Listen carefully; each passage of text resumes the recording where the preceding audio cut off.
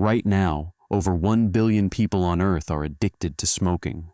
Cigarettes, pipes, hookahs, vapes, burning a plant and inhaling its smoke into your lungs on purpose.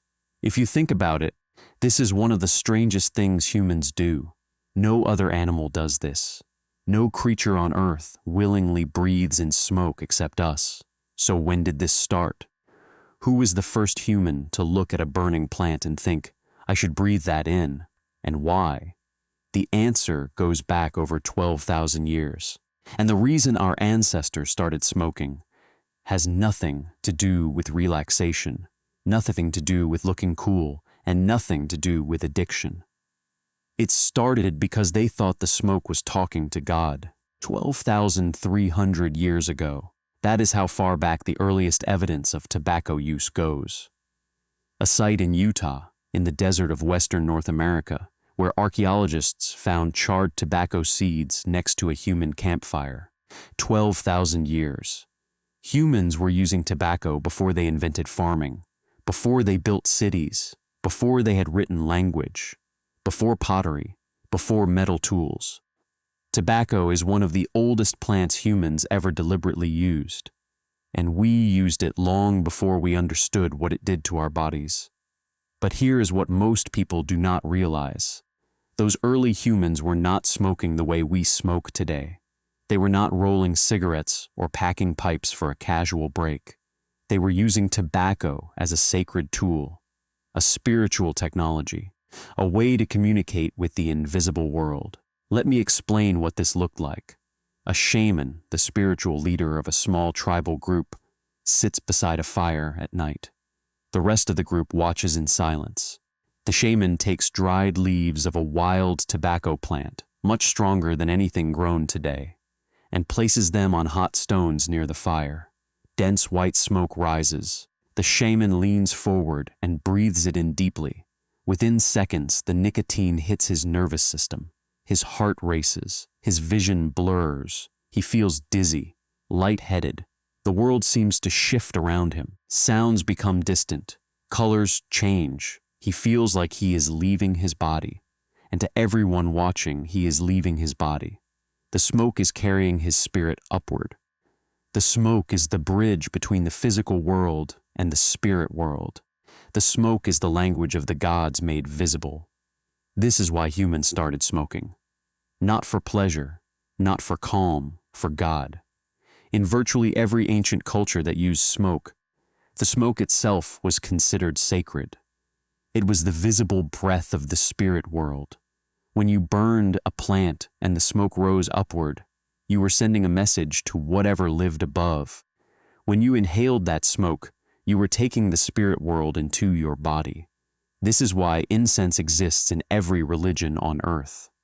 Catholic churches burn frankincense. Buddhist temples burn sandalwood. Hindu ceremonies burn camphor. Native Americans burn sage and sweetgrass. Every culture, independently, came to the same conclusion. Smoke connects earth to heaven.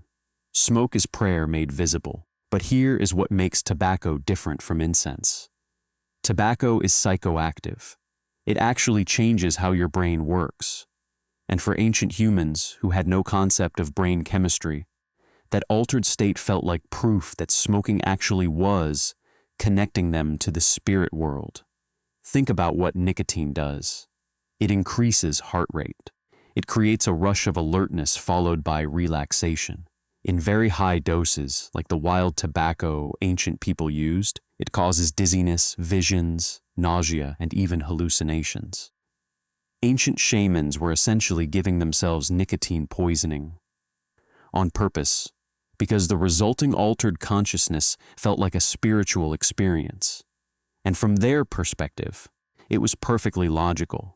I breathe in the smoke of this sacred plant. My mind changes. I see things I do not normally see.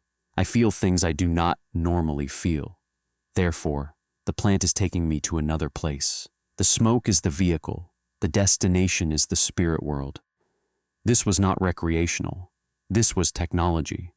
Spiritual technology that allowed humans to access altered states of consciousness for the purpose of healing, prophecy, and communication with the dead. Now let us talk about cannabis, because this is the other plant humans smoked very early. 2,500 years ago, in what is now Western China near the border with Tajikistan, people were gathering in small enclosed tents during funeral ceremonies. They placed hot stones in wooden bowls. They sprinkled cannabis with unusually high levels of the psychoactive compound on those stones. And then they sat together in the enclosed space, breathing in the thick smoke, as a way to honor the dead. Archaeologists found the chemical evidence of this in ancient tombs at a site called Jerzonkel Cemetery. The cannabis residue still contained identifiable psychoactive compounds after 2,500 years. These people were not getting high for fun. They were smoking cannabis at funerals. They believed the altered helped them connect with the dead person's spirit. The smoke opened a door between the living and the dead. Grieving families could say goodbye through the smoke, and here is what makes this even more fascinating.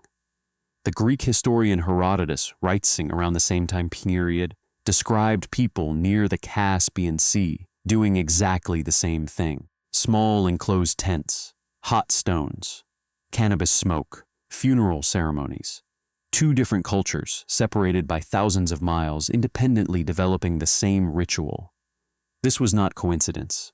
This was the same human instinct appearing everywhere. Smoke alters consciousness. Altered consciousness feels spiritual. Therefore, smoke must be a spiritual tool. Now, how did humans discover this in the first place? How did someone figure out that breathing in the smoke of a specific plant would change their mind? The most likely answer is campfires. Think about it. Ancient humans sat around fires every single night. They burned whatever wood and plant material was available. And occasionally they would burn a plant that happened to be psychoactive. The smoke would drift over the group, and someone would notice that they felt different. Maybe it was a patch of wild tobacco growing near the camp. The dried leaves got thrown on the fire as fuel. The smoke made people feel alert, then dizzy. One curious person noticed the connection, tried it again deliberately, got the same result, told others. This is probably how every psychoactive plant was discovered. Accidental exposure through fire, followed by deliberate experimentation. It was not genius, it was observation plus curiosity, the same combination that drove every human discovery. But once they found these plants, they did something incredible with them. They did not just use them casually.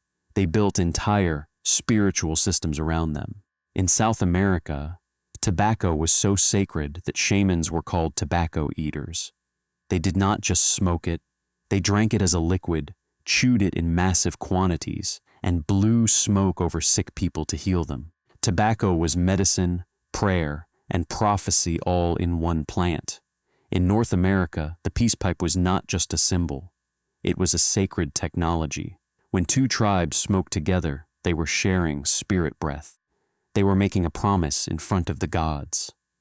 Breaking a peace pipe agreement was not just dishonor, it was spiritual treason. The gods watched you make that promise through the smoke. In Australia, Aboriginal people burned various plants and wafted the smoke over themselves for cleansing and healing. The smoke was believed to chase away evil spirits and purify the body. In Africa, various cultures burned psychoactive plants in enclosed spaces during initiation ceremonies for young men entering adulthood. The altered state from the smoke was considered a necessary death and rebirth, a way of killing the boy so the man could emerge. Every continent, every culture, smoke as a bridge to the spiritual world. This is not coincidence. This is something fundamental about how human brains respond to altered states, and how human psychology interprets those experiences. Now here is where this story turns dark. For 12,000 years, smoking was sacred, rare, ritualistic, controlled by shamans and spiritual leaders. The average person did not smoke daily. You smoked during ceremonies, during healing rituals, during important spiritual moments. It was not casual. It was not constant. Then Europeans arrived in the Americas. They saw indigenous people using tobacco, and they took it back to Europe, but they stripped away all the ceremony, all the spirituality, all the sacred context. They turned a spiritual technology into a consumer product. Within 100 years of Europeans encountering tobacco, it went from sacred indigenous medicine to a global addiction affecting millions. The plant that was meant to talk to God became the plant that killed you slowly. Today, tobacco kills over 8 million people every year. The same plant that ancient shamans used to heal is now the world's leading cause of preventable death. The same smoke that was once considered the breath of gods is now known to cause cancer, heart disease, and lung failure. The irony is staggering. 12,000 years of sacred use, 300 years of commercial exploitation. And now, billions of people are addicted to something that was never meant to be used the way we use it. Ancient humans would be horrified by modern smoking, not because smoking is wrong, but because we remove the purpose, we remove the ritual, we remove the respect. We took a tool designed for the most important spiritual moments of human life and turned it into something people do on their lunch break. The plants were not the problem. How we used them changed, and that change killed millions. So the next time you see someone smoking a cigarette on the street, remember that 12,000 years ago, that same act was the most sacred thing a human could do. It was prayer. It was medicine. It was a phone call to God. And somewhere along the way, we forgot what it was for. If you found this interesting, subscribe. I tell stories like this every week. Next time, we are exploring something even more surprising. Did cavemen get drunk? I will see you there.